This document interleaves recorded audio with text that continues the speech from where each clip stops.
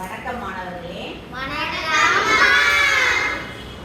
இப்ப நம்ம திருக்குறள்ல அறத்துப்பால் அப்படிங்கிற தலைப்புல கடவுள் வாழ்த்து அதுல இரண்டாவது திருக்குறள் நம்ம பார்க்க போறோம்.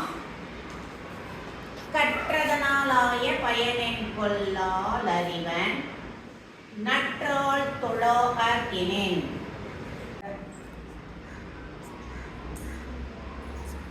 இந்த திருக்குறளுக்கு கருத்து என்னன்னா, தூய அறிவு வடிவான இறைவனின் நன்மை தரும் திருவடிகளை தொழாதவர் என்றால் அவர் கற்றதனால் உண்டான பயன் யாதுமில்லை.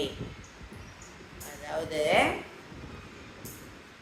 நம்ம இறைவன் எப்படியாப்பட்ட இறைவன், கடவுள் எப்படியாப்பட்ட கடவுள்? தூய அறிவு வடிவானவர். அந்த இறைவனின் திருவடிகளை தொழாதவர்களுக்கு கல்வி அறிவு என்பது கிடைக்காது. அவரின் திருவடிகளை, இறைவனின் திருவடிகளை தொழாதவர்களுக்கு கல்வி அறிவு கிட்டாது. அதனால் என்ன செய்யணும்?